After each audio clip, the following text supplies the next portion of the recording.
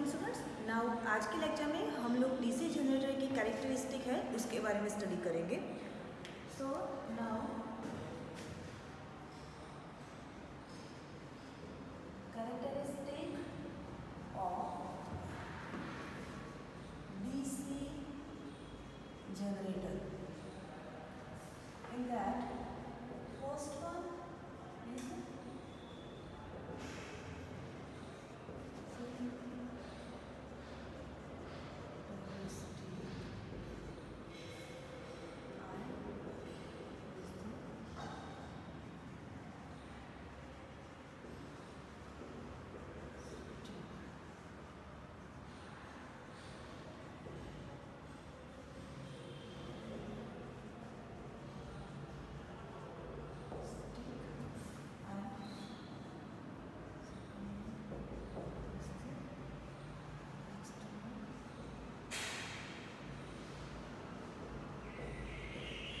is so now characteristic of DC generator. So जो DC generator है उसमें दो टाइप के कैरेक्टरिस्टिक अपन को मिलते हैं। फर्स्ट वन है वो है magnetizing characteristic and second one है लोड कैरेक्टरिस्टिक। जो लोड कैरेक्टरिस्टिक है it is a combination of two characteristic. In that first one is the internal characteristic and second one is the external characteristic. अब magnetizing characteristic जो है वो क्या है? So it is the graph between terminal voltage and field current. Okay, यानी terminal voltage V versus IL। तो ये दोनों क्वांटिटी जो है उसके बीच में जो ग्राफिकल रिप्रेजेंटेशन होगा उसको हम बोलेंगे मैग्नेटाइजिंग कैरेक्टरिस्टिक। जबकि लोड कैरेक्टरिस्टिक क्या है? So it is the relation between voltage and load current IL। Okay, so terminal voltage and load current, ये जो दो क्वांटिटी है इन दोनों के बीच में जो ग्राफिकल रिप्रेजेंटेशन है उसको हम बोलेंगे लोड कैरेक्टरिस्टिक। अब जो लोड कैरेक्टरिस्टिक है उसमें it is a combination of two characteristic, यानी कि internal characteristic and external characteristic. If you plot the graph between voltage and load current then it is known as the external characteristic. Okay, अगर आप terminal voltage V and load current IL के बीच में graph plot करते हैं तो वो जो graphical representation होगा, वो जो कैरेक्टरिस्टिक है उसको हम बोलेंगे external characteristic. Okay, but you add IARA drop in that, then you have the graphical representation of E versus IL, यानी कि at that time you will get characteristic between induced EMF and load current. Then this graphical representation of induced EMF and load current will give you the internal characteristic. Okay, so in short, अगर आप voltage and load current के बीच में graphical representation बना रहे यानी कि graph बना रहे हो तो उसको हम बोलेंगे external characteristic। but अगर आप induced EMF and load current के बीच में ग्राफ प्लॉट करते हो तो उसको हम बोलेंगे इंटरनल कैरेक्टरिस्टिक।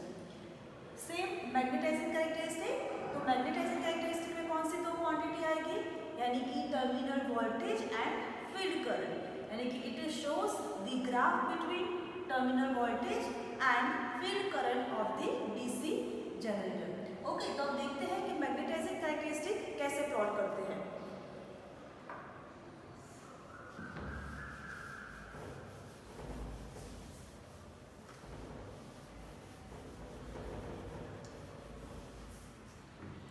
सबसे पहले सर्किट डायग्राम बनाएंगे हम।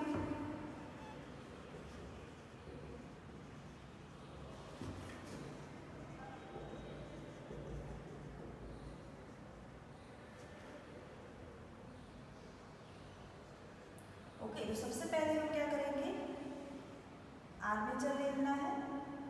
सो you have to draw the armature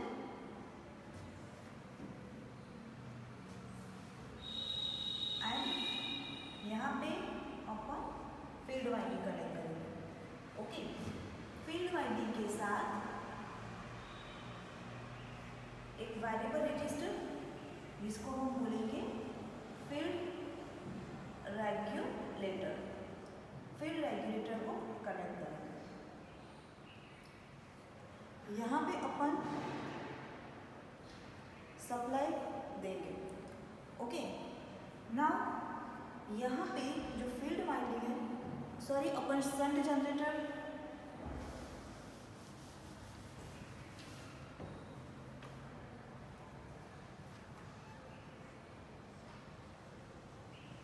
okay, तो यहाँ पे हम सेल्फ एक्साइटेड जनरेटर लेंगे एंड जो सेल्फ एक्साइटेड जनरेटर है उसमें शंट जनरेटर को हम कंसीडर करेंगे।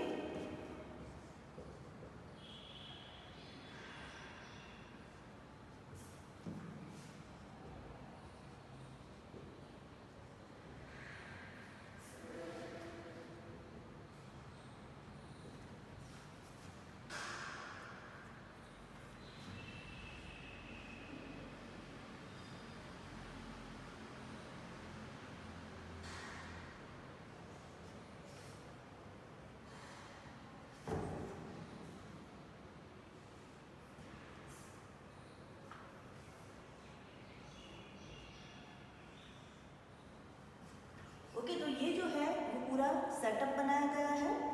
यहाँ पे जो मिलेंगे वो हमें वोल्टेज मिलेंगे, यहाँ पे हमें ISH या तो उसको हम बोलेंगे फील्ड करंट, IF यानी कि इस एमीटर की हेड से हमें फील्ड करंट की वैल्यू मिलेगी। यहाँ पे मिलेगा IA करंट। ओके, बट हमें कौन सी क्वांटिटी चाहिए? V चाहिए एंड दूसरा हमें चाहिए IF यानी कि फील्ड करंट। अब प्रोसीजर, ओके, तो सबसे पहले सर्किट डायग्राम हम देख लेते हैं। तो हमने क्या किया है, यहाँ पे सेल्फ एक्साइटेड डीसी जनरेटर को सर्किट में कनेक्ट किया है। आप डायग्राम में देख सकते हो armature and field both are in parallel, यानी कि we use here shunt generator. हमने यहाँ पे शंट जनरेटर को कनेक्ट किया है। अब यहाँ पे जो फील्ड वाइंडिंग है उसके साथ सीरीज में एक रेजिस्टेंस कनेक्ट किया हुआ है एंड ये जो रेजिस्टेंस है वो है फील्ड रेगुलेटर, उसको हम बोल सकते हैं। ये जो रेजिस्टर है वो वेरिएबल रेजिस्टर है, यानी कि you can change the value of the resistor and by changing the value of the resistor you can increase और decrease the value of the field current. Okay, in field winding one ammeter is connected. Okay, so this ammeter will give you the reading of the field current. Now here voltmeter is connected in parallel with the armature, so it will give you the value of the terminal voltage of the DC generator. Okay, so this is the circuit diagram for the setup of the magnetizing characteristic. Okay, now procedure. तो हमें ये test conduct कैसे करनी है, कैसे हम magnetising characteristic plot करेंगे। तो सबसे पहले इसके कनेक्शन कर देंगे। ओके, इसके बाद क्या करना है कि जो स्विच है इसको हमें ओपन कंडीशन में रखनी है। ओके, ये जो स्विच है अगर इसको नाम दे देते हैं स्विच S, तो स्विच S को ओपन कंडीशन में रखना है। ओपन कंडीशन में रखने के बाद आर्मेचर के अक्रॉस वोल्टेज कितने मिले हैं वो हमें फाइंड आउट करना है। ओके, तो वो हम कैसे फाइंड आउट करेंगे? स्विच को ओपन कंडीशन में रखेंगे, जनरेटर है यानी कि you have to connect prime mover with the generator. Okay, तो प्राइम मूवर आप जनरेटर के साथ कनेक्ट करोगे। जो प्राइम मूवर है उसको कांस्टेंट स्पीड पे रन करवाना है। प्राइम मूवर को कांस्टेंट स्पीड पे रन करवाने के बाद switch is kept open and you have to take the reading of voltmeter. Okay, switch को ओपन कंडीशन में रखना है एंड जो वोल्टमीटर है उसका रीडिंग हमें नोट डाउन करना है। ओके, तो यहाँ पे आपको वोल्टेज के रीडिंग मिलेंगे। तो वो जो वोल्टेज होंगे वो किसकी वजह से होंगे, तो उसको हम बोलते हैं रेसिड्यूअल मैग्नेटिज्म। तो रेसिड्यूअल मैग्नेटिज्म की वजह से वहाँ पे EMF इंड्यूस होगा एंड उसकी वजह से वोल्टेज बिल्डअप होगी। अब हमें क्या करना है, स्विच को क्लोज कर देना है, यानी कि you have to close this switch, यानी कि स्विच को बंद करना है एंड धीरे धीरे जो फील्ड करंट है उसकी वैल्यू हमें चेंज करनी है। तो कनेक्ट किया है उसकी वैल्यू इस तरह से वेरी करेंगे कि IF की वैल्यू धीरे धीरे धीरे इंक्रीज होती है। ओके, एंड IF की हर एक वैल्यू के लिए जो टर्मिनल वोल्टेज है उसकी भी जो रीडिंग है उसको नोट डाउन करना है। सो फर्स्ट ऑफ ऑल जो IF है उसको धीरे धीरे इंक्रीज करना है। For each increasing value of field current IF, you have to note down the value for the terminal voltage V. Okay.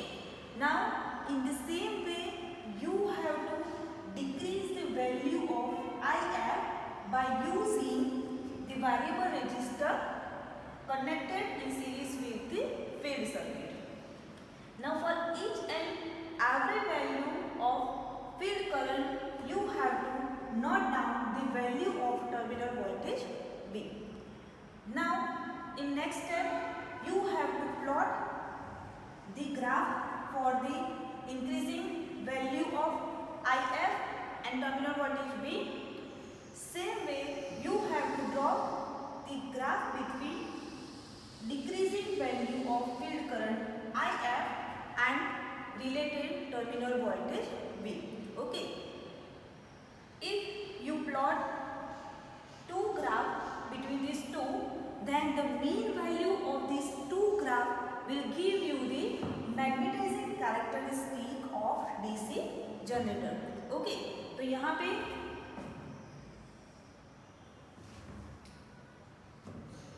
हमें दो ग्राफ प्लॉट करने हैं।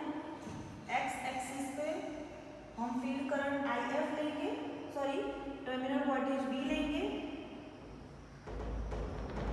एंड वाई एक्सिस पे फील्ड करंट IF की वैल्यू लेंगे।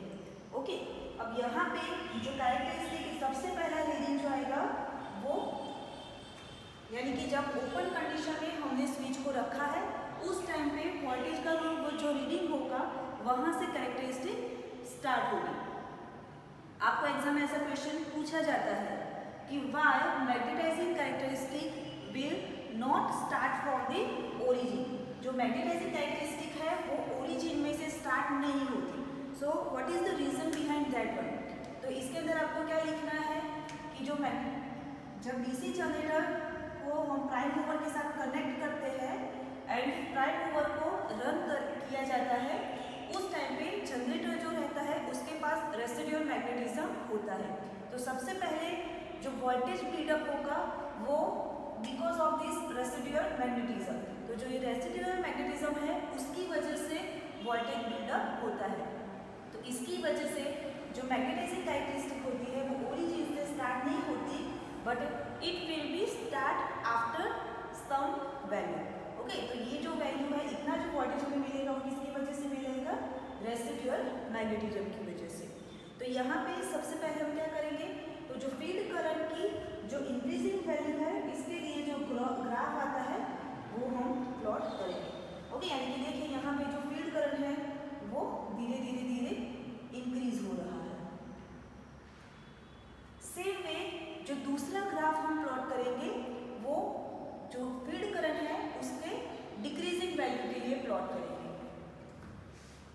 यानी कि ऐसे। ओके, तो ये जो है कैरेक्टरिस्टिक ये है इंक्रीजिंग वैल्यू ऑफ IF यानी कि फील्ड करंट की इंक्रीजिंग वैल्यू के लिए जो रीडिंग मिलेंगे उसका ग्राफ है। ये जो है वो डिक्रीजिंग वैल्यू ऑफ IF यानी कि फील्ड करंट का जो वैल्यू डिक्रीज हो रही है उस टाइम पे जो टर्मिनल वोल्टेज की वैल्यू मिलेंगे उसका ग्राफ है। अगर इन दोनों ग्राफ के बीच में हम मीन वैल्यू को ड्रॉ करेंगे यानी कि this is the mean value of this two graph, then this characteristic is known as the magnetizing characteristic of the DC generator. Okay, तो सबसे पहले अब रिपीट कर देते हैं हम। तो हमने क्या स्टडी किया, तो characteristic of DC generator. In that we have total two characteristics. First one is your magnetizing characteristic and second one is your load characteristic. In magnetizing characteristic, what is mean? So it show the graph between terminal voltage and the field current. If you plot the graph between terminal voltage and field current, then that characteristic is known as the magnetizing characteristic. Now load characteristic. So what is meant by load characteristic? So if you plot graph between terminal voltage and load current, then this graph is known as the load characteristic. Okay, so now we discuss about the magnetizing characteristic. Okay, so first of all, draw the circuit diagram. So in circuit diagram you can see one shunt generator is connected in the circuit. In this shunt generator, one ammeter is connected with the field winding. In this field circuit, one variable resistor is also connected in series with the field winding. One voltmeter is connected in parallel with the armature. So it shows the value of the terminal voltage. Now procedure. So how this characteristic will be made? So in that, in first step, what you have to do? You have to keep this switch as on. आपको switch as जो है उसको open condition में रखना है. At that time you have to run prime mover at constant speed. आपको जो prime mover है उसको constant speed पे run करना है. At that time you have to note down the value for the terminal voltage V. At that time जो terminal voltage V की जो value है उसको note down करना है. Now close this circuit, close this switch S. यानी कि switch S को अब close करना है. Now increase the value of the field current by adjusting the value of the resistor which is connected in series with the field circuit. Now for each and every increasing value of IF, you have to note down the value for the terminal voltage V. यानी कि IF की जो value आप increase कर रहे हो तो हर एक वैल्यू के लिए आपको टर्मिनल वोल्टेज V का रीडिंग नोट डाउन करना है. Same way now decrease the value of IF with the help of variable resistor which is connected in series with the field winding. Now जो field current IF की value आपको decrease करनी है by changing the value of the resistor.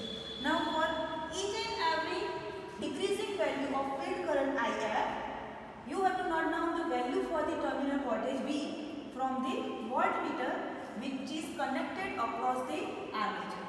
Okay.